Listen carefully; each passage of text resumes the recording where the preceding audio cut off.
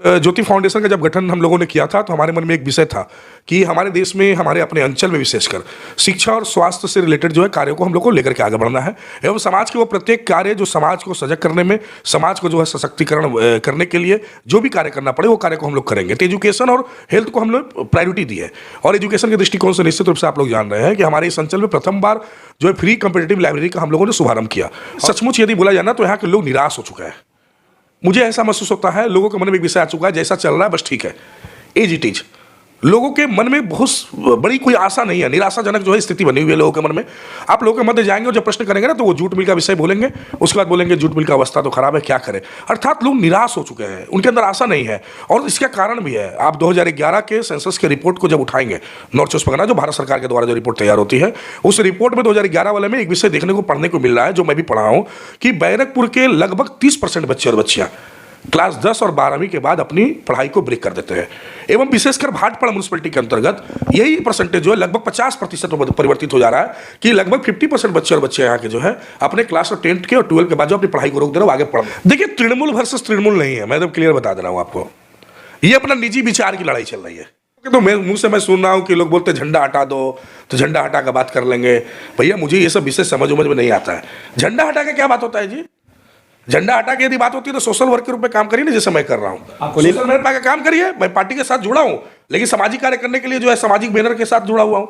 यदि आप झंडे हटाने की बात करते हो तो आप सामाजिक काम करिए पहले। क्या आजादी के पहले या बंगाल के विभाजन के पहले हमारे पूर्वज लोग जो यहाँ आए थे ना, वो रोजगार के लिए आए थे, अपने बच्चों के भविष्य को, उज्जवल भविष्य के रूप में परिवर्तित करने के लिए लोग आए थे। अपना आशियाना, अपना घर सब छोड़ के यहाँ आए थे कि हम लोग वहाँ जाएंगे और सुखी रहेंगे। और आज स्थिति ऐसी हो गई है कि एक आशियाना छोड़कर दूसरा जगह आशियाना बनाए और वो दूसरा आशियाना भी अब अपना आशियाना के रूप में नहीं है, अब तीसरी जगह पलायन करना पड़ रहा है, कहीं और जाना पड़ रहा है।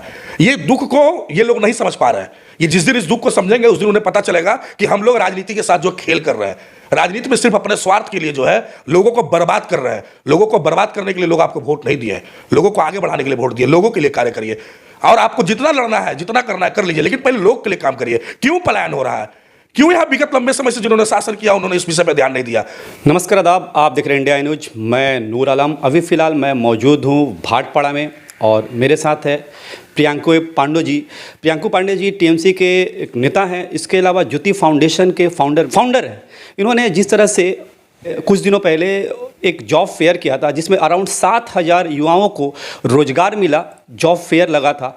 इसकी हलचल पूरे नॉर्थ 24 परगना में चली कि ज्योति फाउंडेशन एक ऐसा संस्था है जिसने 7,000 युवाओं को रोजगार मुहैया कराया उस वक्त जहां पे देश या राज्य में जॉब की बहुत ही क्राइसिस है, खासकर कोरोना पेंडेमिक के बाद। तो आए इस मौके पर इनसे हम लोग बात कर लेते कि as a politician, as a सामाजिक कार्यकर्ता ये अपने कामों को किस तरह से देखते हैं। सबसे पहले प्रियंकू जी, इंडिया न्यूज़ में को बहुत बहुत स्वागत है जी। आपको भी बहुत बहुत नमस्कार। आपके सभी फॉलोअर, व्यूअर को भी अभिनंदन है। अस्सलाम वालेकुम। सभी लोगों को मेरे तरफ से जो है सभी को अभिनंदन है। सर जी, जिस तरह से हम लोगों ने देखा जॉब फेयर आपने किया था, 7,000 युवाओं को रोजगार मिला, आखिर ये प्रेरणा कैसे मिली और क्या प्लान करके इस अंचल में, खासकर जहाँ पे मिडिल क्लास लोग ज़्यादा रहते हैं, गरीब फैमिली है, जहाँ पे रोजगार की ज़रूरत है, आप रोजगार ले करके आए?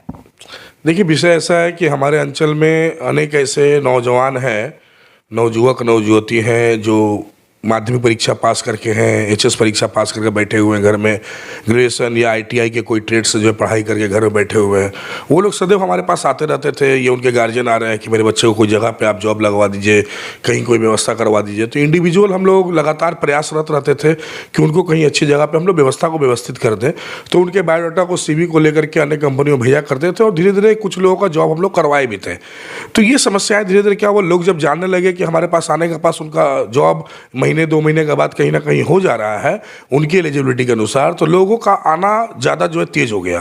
तो जब ये तेज हुआ तो हृदय में, मन में एक विषय आया कि जब भाई जॉब हम लोग प्रदान कर ही रहे हैं तो ऐसा करते हैं एक बार रोजगार मेला लगा देते हैं। यदि रोजगार जॉब फेयर का यदि हम लोग लगा दे रहे हैं, रोजगार मेला लगाते हैं, तो उसमें जितने भी हमारे अंचल के बच्चे बच्चियां हैं वो एक बार आ पाएंगे और अपनी एलिजिबिलिटी के अनुसार वो अपने कंपनियों का चयन करके वहाँ इंटरव्यू फेस करके वो जो नौकरी ले पाएंगे। तो यही मन में इच्छा आई और मन में इच्छा है, इसको प्लानिंग किया। प्लानिंग करके हम लोगों ने उसको उसको जो है एक्सिक्यूट करने का कार्य किया। और सौभाग्य से जो है 80% तक तो हमें लग रहा है का परिणाम अभी तक पॉजिटिव आ चुका है।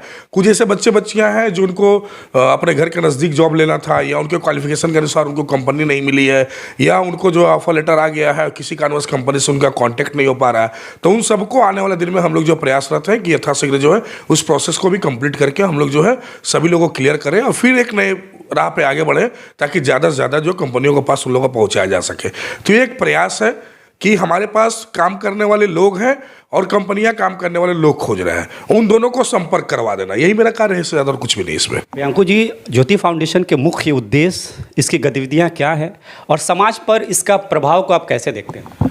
देखिए, ज्योति फाउंडेशन का जब गठन हम लोगों ने किया था तो हमारे मन में एक विषय था कि हमारे देश में, हमारे अपने अंचल में विशेषकर शिक्षा और स्वास्थ्य से रिलेटेड जो है कार्यों को हम लोग को लेकर के आगे बढ़ना है, एवं समाज के वो प्रत्येक कार्य जो समाज को सजग करने में, समाज को जो है सशक्तिकरण करने के लिए जो भी कार्य करना पड़े वो कार्य को हम लोग करेंगे। तो एजुकेशन और हेल्थ को हम लोग प्रायोरिटी दी है, और एजुकेशन के दृष्टिकोण से निश्चित रूप से आप लोग जान रहे हैं कि हमारे इस अंचल में प्रथम बार जो है फ्री कम्पिटिटिव लाइब्रेरी का हम लोगों ने शुभारंभ किया, और आज जो है 700 से ज़्यादा बच्चे हमारे जो है फ्री कम्पिटिटिव लाइब्रेरी में आकर के यूपीएससी से लेकर के बैंकिंग तक के एग्जाम की जो है पढ़ाई की तैयारी कर पा रहे हैं। उनको आराम से आके बैठ के वाईफाई की सुविधा के साथ उनको जो है प्रत्येक तरह की पुस्तक हम लोग उपलब्ध करा पा रहे हैं। तो एजुकेशन पे हम लोग का जो है मार्ग पे हम लोग पूरा पूर्ण रूप से प्रशस्त है, लेकिन एजुकेशन के साथ साथ बहुत सारे ऐसे बच्चे बच्चियां जो पढ़ाई अपने लाइफ में ब्रेक कर चुके हैं, तो उनको भी तो कहीं ना कहीं कोई जगह सेटल करना होगा।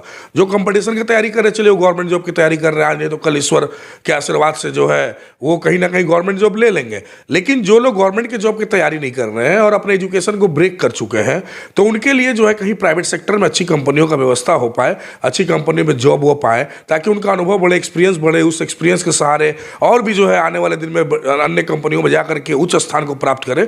इसलिए हम लोगों ने जो रोजगार मेला भी लगाने का कार्य किया था।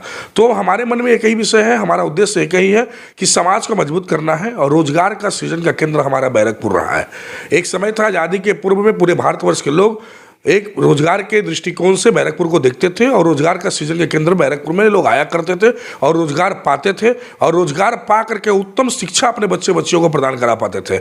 आज दुर्भाग्य है कि आज पढ़ने के लिए भी लोग यहाँ से पलायन कर रहे हैं, आज लोग नौकरी पाने के लिए भी यहाँ से पलायन कर रहे हैं। तो ये दुर्भाग्य है, इसको हम लोग को बदलना है और रोजगार के सृजन के केंद्र को पुनः जो है रोजगार के स्थान के रूप में परिवर्तित करना है और उत्तम शिक्षा की जो व्यवस्था करनी है। प्रियंकू जी, एज ए सामाजिक कार्यकर्ता, एज ए पॉलिटिशियन, आपकी क्या प्रमुख उपलब्धियां हैं और कौन से ऐसे काम है जिसको करके आपको गर्व महसूस होता है? देखिए, यदि गर्व की बात की जाए तो मैं आपको संज्ञान में लाना चाहूँगा, बहुत लोगों को याद भी होगा, सन 2011 और सन 2012 ये 2 वर्ष ऐसा था जिन 2 वर्षों में हम लोगों ने भाटपाड़ा एजुकेशनल फेयर का जो आयोजन किया था। दैट टाइम भी मेरे मन में एक ही विषय था, एजुकेशन को आगे बढ़ाया जाए।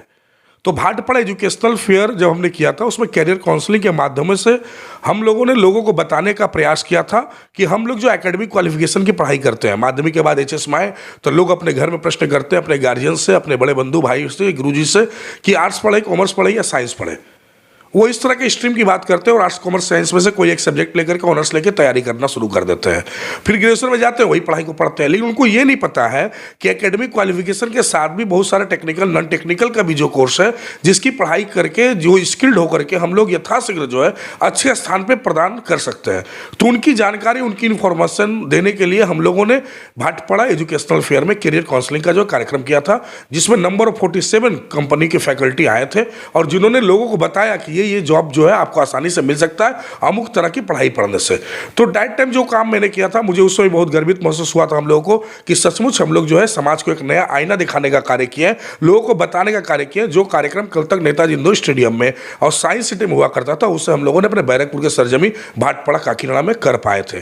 तो वो एक कार्य था जो सचमुच दिल को स्पर्श करता है। दुर्भाग्यवश 2 वर्षों के बाद तृतीय वर्ष में कर नहीं पाया, क्योंकि अपना फंड लगाना था, अपना पैसा लगाना था, और उतना पैसा फिर मेरे पास अगले 2013 वाले साल में हो नहीं पाया। ये जो प्रोग्राम है, सारा प्रोग्राम आपने अपने जाति खर्च पे किया या कोई और भी? देखिए, निश्चित रूप से हमारे जो अपने बंधु मित्र हैं वही है, मैं किसी बाहर से चंदा न लेता हूं, न लेना चाहता हूं। अनेक लोग हमारे पास आए हैं कि आपके ज्योति फाउंडेशन को मैं पैसा देना चाहता हूं। मैं एक ही रिक्वेस्ट करता हूं, यदि आपको ऑनलाइन अकाउंट में देना है तो आप दे सकते हैं, ऑफलाइन हम कुछ भी नहीं लेंगे और ना ही मैं लेना चाहता हूं। अभी मैं चाहता हूं कि आए लोग दें, लेकिन वो एक समय के साथ दे, समय आने पे दे, ताकि हमें भी ऐसा लगे कि लोग हमें सपोर्ट करने के लिए आ रहे हैं। बट अभी तक जो हम लोग कर रहे हैं उसमें यदि देखा जाए तो 98% जो है पैसा पूर्ण रूप से हमारा अपने लोगों का है। प्रियंकू जी, सबसे बड़ा मुद्दा है कि जो बैरकपुर लोकसभा क्षेत्र है, आपके हिसाब से यहाँ के लोगों के प्रमुख मुद्दे और चुनौतियाँ क्या हैं जिन पे लोगों को ध्यान देना चाहिए? देखिए, सचमुच यदि बोला जाए ना तो यहाँ के लोग निराश हो चुके हैं। मुझे ऐसा महसूस होता है लोगों के मन में एक विषय आ चुका है, जैसा चल रहा है बस ठीक है, एज इट इज। लोगों के मन में बहुत बड़ी कोई आशा नहीं है, निराशाजनक जो है स्थिति बनी हुई है लोगों के मन में। आप लोगों के मध्य जाएंगे और जब प्रश्न करेंगे ना तो वो जूट मिल का विषय बोलेंगे, उसके बाद बोलेंगे जूट मिल का अवस्था तो खराब है, क्या करें। अर्थात लोग निराश हो चुके हैं, उनके अंदर आशा नहीं है। और इसका कारण भी है, आप 2011 के सेंसस के रिपोर्ट को जब उठाएंगे, नॉर्थ ईस्ट परगना जो भारत सरकार के द्वारा जो रिपोर्ट तैयार होती है, उस रिपोर्ट में 2011 वाले में एक विषय देखने को पढ़ने को मिल रहा है, जो मैं भी पढ़ा हूँ, कि बैरकपुर के लगभग 30% बच्चे और बच्चियाँ क्लास 10 और 12वीं के बाद अपनी पढ़ाई को ब्रेक कर देते हैं। एवं विशेषकर भाटपाड़ा म्यूनिसिपैलिटी के अंतर्गत यही परसेंटेज जो है लगभग 50% में परिवर्तित हो जा रहा है, कि लगभग 50% बच्चे और बच्चे यहाँ के जो है अपने क्लास और 10th के और 12 के बाद जो अपनी पढ़ाई को रोक दे रहे हैं, वो आगे पढ़ नहीं पा रहे हैं। तो जहाँ के बच्चे आगे पढ़ नहीं पा रहे हैं सही से, वहाँ के लोगों को क्या आशा होगी। तो सबसे पहले शिक्षा के लिए उत्तम व्यवस्था की जरूरत है, उनको सपोर्ट करने की जरूरत है। फाइनेंशियली भी प्रॉब्लम हो सकता है, मोरल भी जो सपोर्ट की जरूरत हो सकती है, अच्छे कॉलेज की जरूरत हो सकती है, अच्छे सेंटर की जरूरत हो सकती है। तो विभिन्न तरह का जो है माध्यम होगा, उस विषय को हम लोग को देखने की जरूरत है। और रियली मैं बता रहा हूँ, हम लोगों ने जब से फाउंडेशन का उद्घाटन किया तो हम लोगों ने सर्वप्रथम जो है हेल्थ के लिए फ्री एम्बुलेंस की सर्विस को दिया। द्वितीय देखा जाए तो मेधावी छात्र छात्राओं को हम लोगों ने प्रोत्साहित किया, पुरस्कृत किया, ताकि बच्चे बच्चियाँ और भी पढ़े, वो भी एजुकेशन से रिलेटेड कार्य हुआ। उसके बाद हम लोगों ने शिक्षक जगत को सम्मान दिया कि भैया शिक्षा के मार्ग में आगे बढ़ते हैं, टीचरों को, प्रोफेसरों को सम्मान किया जाए। उनको सम्मान दे करके समाज को इंस्पायर किया कि भाई शिक्षकों का सम्मान करिए, शिक्षक यदि ज्ञान देंगे तो निश्चित रूप से आप आगे बढ़ेंगे। फिर उसके बाद हम लोगों ने एजुकेशन से आगे बढ़ते हुए हम लोगों ने जो हमारे अंचल के एसएससी जीडी में पास किए बच्चे अर्धसैनिक बल के रूप में नियुक्त हुए, उनको सम्मानित किया, ताकि लोगों के अंदर ये भाव आए कि हम भी सरकारी नौकरी ले सकते हैं, हम भी देश की सेवा में जा सकते हैं। उसके बाद हम लोगों ने फ्री जो कम्पिटेटिव लाइब्रेरी का उद्घाटन किया। तो हम लोग धीरे धीरे करके रोजगार मेला तक के यदि कार्यक्रम को यदि जोड़ा जाए, जो हम लोगों ने 25 जुलाई से अभी तक 13-14 जो मूल कार्यक्रम किए, तो उस कार्यक्रम में हेल्थ से लेकर के आपको जो है एजुकेशन, और एजुकेशन से सोशल अवेयरनेस और पर्यावरण से रिलेटेड हम लोगों ने कार्य किया। और ये कार्य करने के बाद अब हमें ऐसा लग रहा है कि हमें जनता की राय लेने की जरूरत है कि बैरकपुर के लोग क्या चाहते हैं। और जब बैरकपुर के लोगों के राय को लेने की बात आई है, तो हम लोग देख रहे हैं कि लोग अपनी बातों को सटीक से रख नहीं पा रहे हैं कि उनको चाहिए क्या, व्हाट डू यू वांट। जनता क्या चाहती है बैरकपुर से, जनता क्या चाहती है बैरकपुर को कैसे आगे बढ़ाया जाए, जनता का सजेशन क्या है बैरकपुर को आगे बढ़ाने के लिए। तो ये विषय के लिए हम लोगों ने अभी जो एक नया कार्यक्रम हम लोग लॉन्च करने जा रहे हैं, जिस कार्यक्रम में हम लोग जो है आप लोग के आपके माध्यम से मैं बता रहा हूँ, बैरकपुर में कुछ जगह पे हमारा वो जो है बैनर लगा है। बाकी मैं बैनर अभी तक नहीं लगाया, क्योंकि सभी विषय में कहीं ना कहीं इशू फंड होता है, अरेंजमेंट होता है, बोलना दुर्भाग्यजनक है, लेकिन मैं सच्चाई बता रहा हूँ कि वो विषय काम कर रहा है। तो जैसे व्यवस्था होगी फिर हम लोग उसमें बढ़ेंगे, करेंगे। तो हम लोग एक नया जो है एजेंडा लेकर के आए हैं अपने अंचल के लिए, वो है बैरकपुर एजेंडा फोरम। ये देखिए मैं आपके माध्यम से दिखाता हूँ, ये हमारा बैनर जो है बैरकपुर कुछ जगह पे लगा है।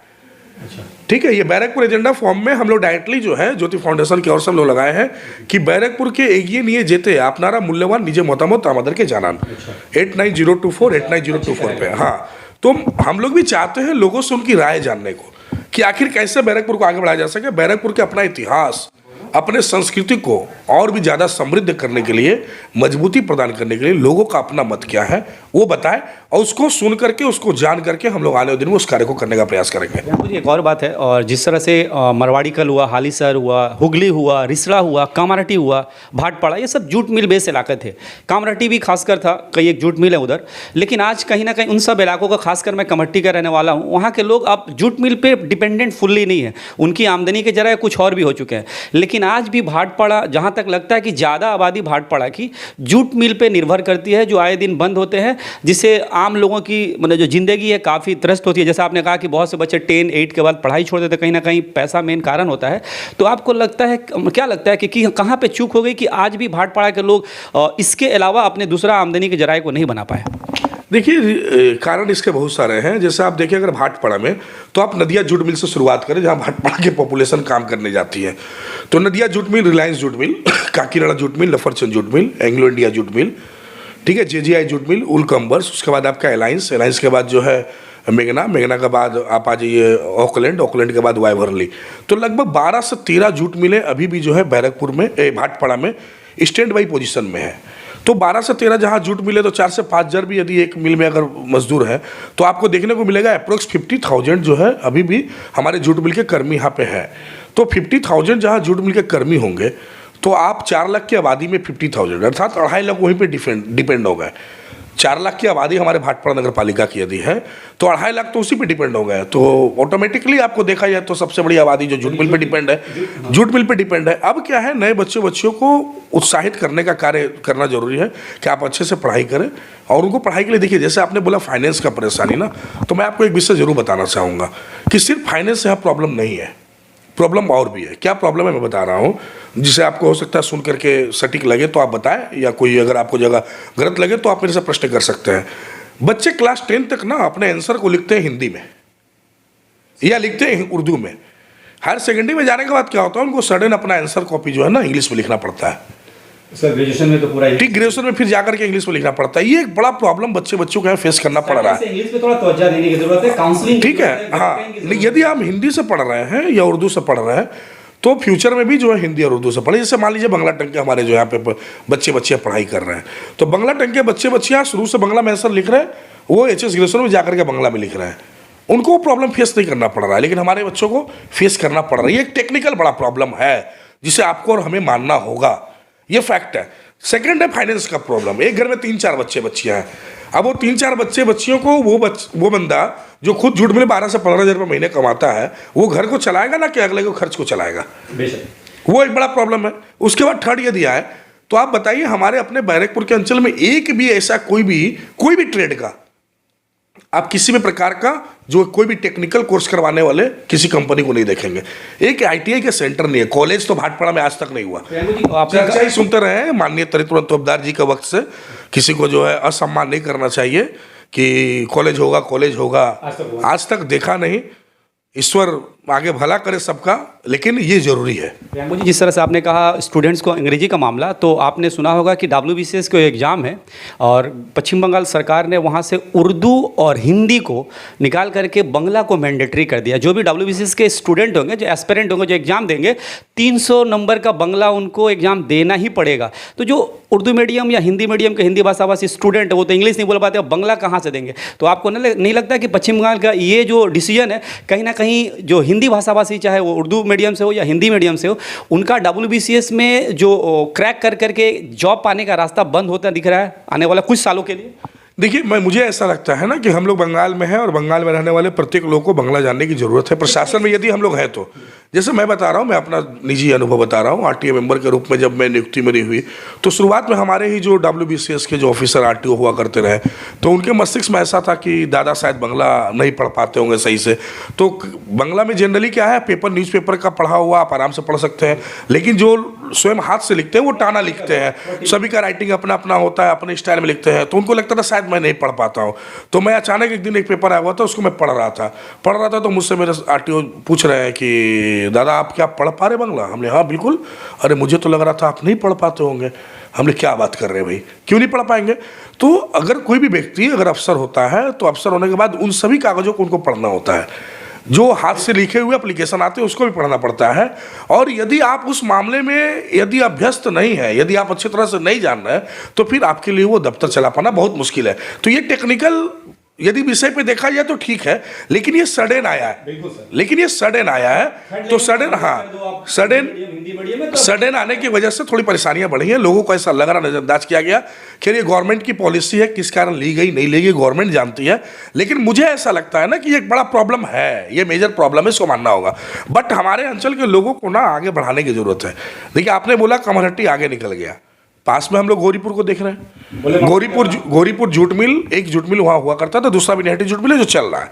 तो गौरीपुर जूट मिल जब बंद हुई थी ना, तो गौरीपुर की ऐसी स्थिति थी कि अनेकों घर में ना जहाँ लाइट जला करता था, पंखा चलता था, उसके जगह पे ढिबरी और लालटेन आ गया था। मैं अपने आँख से देखा हूँ, दूसरों का विषय पे चर्चा नहीं करूँगा। मैं अपने आँख से देखा हूँ कि मेरे अनेक मित्र और बंधु और परिवारजन उसमें ढिबरी और लालटेन में रहते थे, जो आँख का देखा हुआ है। क्यों? तो उनके मन में ये विषय था कि हम कहाँ से इलेक्ट्रिक बिल देंगे, और वो नहीं दे पाते थे। सत्य था, घर किसी तरह चलता था। धीरे धीरे वहाँ के बच्चे बच्चियाँ ने इस कष्ट को झेला, और कष्ट को झेलते हुए अपनी पढ़ाई को आगे बढ़ाते हुए आज जो अच्छे जगह पे जो है जॉब पा गए, और वही घर आज जो है सुखमय स्थिति में है। तो समय के साथ सब कुछ परिवर्तित होता है, लेकिन हमारे यहाँ जूट मिल है, लोग आज भी जूट मिल पे आश्रित है, और जूट मिल पे आश्रित होने की वजह से कहीं ना कहीं जो है दूसरे और बढ़ नहीं पा रहे हैं, क्योंकि घर के पास में जो दिख रहा है लोग वहाँ जुड़ित है। प्रियंकू जी, आखिरी प्रश्न, चूंकि आप नेता हैं और भाटपाड़ा की जो हालात है ढकी छुपी नहीं है, पूरे पश्चिम बंगाल के, पूरी हिंदुस्तान की नज़र भाटपाड़े अंचल में रहती है। जिस तरह से कई महीनों से या साल बोल सकते हैं, भाटपाड़ा अंचल में खासकर तृणमूल भर से तृणमूल चल रहा है, जिस तरह से अशांति के माहौल है, इसको लेकर के एज ए नेता, एज ए तृणमूल कार्यकर्ता आप क्या कहिएगा? देखिए, तृणमूल वर्सेस तृणमूल नहीं है, मैं एकदम क्लियर बता दे रहा हूँ आपको। ये अपना निजी विचार की लड़ाई चल रही है। सब अपने अपने रैली में तो नारा लगते हैं कि तृणमूल हटाओ देश बचाओ। हाँ, तो बिल्कुल जो लगा है वो तृणमूल का लोग नहीं, वो तृणमूल का कार्यकर्ता नहीं है। यदि ऐसा कोई नारा लगाता है तो तृणमूल को मानने वाले नहीं है। वो आपको और हमको दिखाने के लिए हमारे साथ चल दिए हैं, और जब चले हैं तो उनका हृदय का बात सामने आ गया है। जो फैक्ट है उससे आपको मानना होगा। और ये जो लड़ाई, जो संघर्ष चल रही है ना, मैं क्लियर बता रहा हूँ, ये तृणमूल वर्सेस तृणमूल बिल्कुल नहीं है, बिल्कुल नहीं है। ये अपने अपने विचारों की लड़ाई है कि कौन कितना सही है, कौन कितना गलत है। ये वाला स्टाइल में चल रहा है ये माहौल। और कितने लोगों के तो मुंह से मैं सुन रहा हूँ कि लोग बोलते हैं झंडा हटा दो, तो झंडा हटा कर बात कर लेंगे। भैया, मुझे ये सब विषय समझ में नहीं आता है। झंडा हटा के क्या बात होता है जी? झंडा हटा के यदि बात होती है तो सोशल वर्क के रूप में काम करिए ना, जैसे मैं कर रहा हूँ। सोशल मीडिया का काम करिए। मैं पार्टी के साथ जुड़ा हूँ, लेकिन सामाजिक कार्य करने के लिए जो है सामाजिक बैनर के साथ जुड़ा हुआ हूँ। यदि आप झंडे हटाने की बात करते हो तो आप सामाजिक काम करिए पहले, उसके बाद आप दूसरे कोई सब बात बोलिए। मुझे आपको नहीं लगता कि जो ये भी हालात है, आने वाला 2024 में सामने चुनाव है, तो इसका असर लोकसभा चुनाव पे पड़ेगा? अगर इस तरह के हालात रहे तो जनता शायद कंफ्यूज ना हो जाए। देखिए, जनता के मुद्दों से विमुख हो चुके हैं लोग। जो व्यक्ति ऐसी लड़ाई लड़ता है ना, वो जनता से विमुख हो चुका है। जनता के लिए कार्य करिए। बहुत विश्वास करके जनता आपको वोट देकर जगह पे बैठाती है, उसके भरोसों को मत तोड़िए। आज विगत लंबे वर्षों से यदि देखा जाए ना, तो हमारा बैरकपुर पीछे जा रहा है, इसको आगे ले। हमारा बैरकपुर आगे नहीं बढ़ पा रहा है। दुर्भाग्य है, रोने वाली स्थिति है। भिखारी ठाकुर जी के आज भी बिरहा को यदि याद किया जाए, उनको यदि याद करते हुए उनके बिरहा को यदि सुना जाए, तो वो कष्ट झलकता है कि आजादी के पहले या बंगाल के विभाजन के पहले हमारे पूर्वज लोग जो यहाँ आए थे ना, वो रोजगार के लिए आए थे। अपने बच्चों के भविष्य को उज्जवल भविष्य के रूप में परिवर्तित करने के लिए लोग आए थे। अपना आशियाना, अपना घर सब छोड़ के यहाँ आए थे कि हम लोग वहाँ जाएंगे और सुखी रहेंगे। और आज स्थिति ऐसी हो गई है कि एक आशियाना छोड़कर दूसरा जगह आशियाना बनाए, और वो दूसरा आशियाना भी अब अपना आशियाना के रूप में नहीं है। अब तीसरी जगह पलायन करना पड़ रहा है, कहीं और जाना पड़ रहा है। ये दुख को ये लोग नहीं समझ पा रहे हैं। ये जिस दिन इस दुख को समझेंगे, उस दिन उन्हें पता चलेगा कि हम लोग राजनीति के साथ जो खेल कर रहे हैं, राजनीति में सिर्फ अपने स्वार्थ के लिए जो है लोगों को बर्बाद कर रहे हैं। लोगों को बर्बाद करने के लिए लोग आपको वोट नहीं दिए हैं, लोगों को आगे बढ़ाने के लिए वोट दिए। लोगों के लिए कार्य करिए, और आपको जितना लड़ना है, जितना करना है कर लीजिए, लेकिन पहले लोग के लिए काम करिए। क्यों पलायन हो रहा है? क्यों यहाँ विगत लंबे समय से जिन्होंने शासन किया उन्होंने इस विषय पर ध्यान नहीं दिया? लंबे अरसों से जिन्होंने यहाँ शासन किया उनके मस्तिष्क में क्यों नहीं यह विषय आता है कि आज पलायन क्यों हो रहा है? जहाँ लोग आते थे वहाँ से लोग आकर अपने जो है आशियाने को उजाड़ के दूसरी ओर जा रहे हैं। वो कष्ट, वो पीड़ा को यदि कल्पना किया जाए तो लोगों को समझ में आएगा। मेरा जन्म यदि यहाँ हुआ है, हमारी शिक्षा यहाँ है, और हम यहाँ कर्म किए हैं, और उस जन्म और कर्म के साथ यदि मुझे अपना स्थान परिवर्तन करना पड़े तो उसकी कष्ट, उसका दुख क्या होता है, वो वहाँ से पलायन करने वाला परिवार या वो व्यक्ति ही जान सकता है। दूसरे को समझना अगर है तो समझे और उस पर कार्य करे, आपस में झगड़े ना करें। प्रियंकू जी, ज्योति फाउंडेशन के लिए फिर से सवाल कि आने वाला वक्त में बैरकपुर लोकसभा क्षेत्र के लोगों को फिर से कब खुशखबरी मिलेगी? दूसरा जॉब फेयर कब लग रहा है ज्योति फाउंडेशन द्वारा? देखिए, हम लोगों ने पूर्ण रूप से जो है पहले ये प्लानिंग किया है कि लोगों के विषय को हम लोग जाने। हो सकता है मैं जो कार्य कर रहा हूँ उस कार्य से पब्लिक को अगर 10 काम किया तो 5 काम पब्लिक को अच्छा लग रहा हो, 5 काम में उतनी संतुष्टि नहीं मिल रही हो। तो हम लोग चाह रहे जनता क्या चाहती है, जनता बैरकपुर को आगे बढ़ाने के लिए कौन कौन से सोच को देना चाहती है, इसलिए हम लोग जनता के मध्य जा रहे हैं। हम लोग जनवरी महीने के शुरुआती सप्ताह से ही लोगों के मध्य जाएंगे, विभिन्न तरह के कार्यक्रमों के माध्यम से जाएंगे और युवा से लेकर छात्र से लेकर युवा, युवा से लेकर महिलाएं, महिला से लेकर वृद्ध, सभी लोगों से हम लोग मिलेंगे, समाज के इंटेलेक्चुअल पर्सन से भी मिलेंगे और मिल करके उन लोगों से उनका राय जानने का प्रयास करेंगे। ऑनलाइन के माध्यम से भी लोग हमें जना सकते हैं, अपनी बातों को रख सकते हैं। 8902489024 हमारा ये नंबर है। इस नंबर पे कोई भी कॉल करके अपने मत को रख सकते हैं कि बैरकपुर को आगे बढ़ाने के लिए कैसे क्या करना जरूरी है। लोग अपना जो है विचार दें, उस विचार को हम लोग संग्रह करेंगे और उस विचार को संग्रह करने के बाद हम लोग आगामी कार्यक्रम में बढ़ेंगे। अगला जॉब फेयर कब तक मैं पुनः आपको बोल रहा हूँ, यदि जनता का डिमांड होगा पुनः रोजगार मेला लगाना तो हम लोग बहुत जल्द लगाएंगे। हमें रोजगार मेला लगाने में कोई दिक्कतें नहीं है। जो बच्चे और बच्चियां रह गए हैं, जिनका अभी तक सटीक से ज्वाइनिंग नहीं हो पाया है, उसके लिए मैं क्षमा प्रार्थी हूँ। उनको यथाशीघ्र पहले व्यवस्था मैं कर दूं। उनको व्यवस्थित करने के बाद लोगों का राय लेकर के हम लोग प्रत्येक उस कार्यक्रम को करेंगे। विशेषकर रोजगार मेला को भी हम लोग पुनः लगाएंगे यदि जनता की राय होगी तो। बहुत बहुत शुक्रिया ज्योति फाउंडेशन को हमारे तरफ से बहुत सारी शुभकामनाएं। जी धन्यवाद, शुक्रिया। आप सभी लोगों का साथ समर्थन बना रहे, सहयोग बना रहे, मार्गदर्शन करते रहिए। कहीं अगर किसी प्रकार की कोई गलती भी दिखे, निस्संदेह बोलिए, मुझे 1% भी दुख नहीं होगा, क्योंकि चतुर्थ स्तंभ संवाददाताओं का काम होता है कि वो प्रत्येक विषय को सामने लाए और लोगों को बताए। यदि आप लोग उसी तरह बताते रहेंगे, सचमुच हमें भी गर्व महसूस होगा और उस पर हम लोग कार्य करने का प्रयास करेंगे।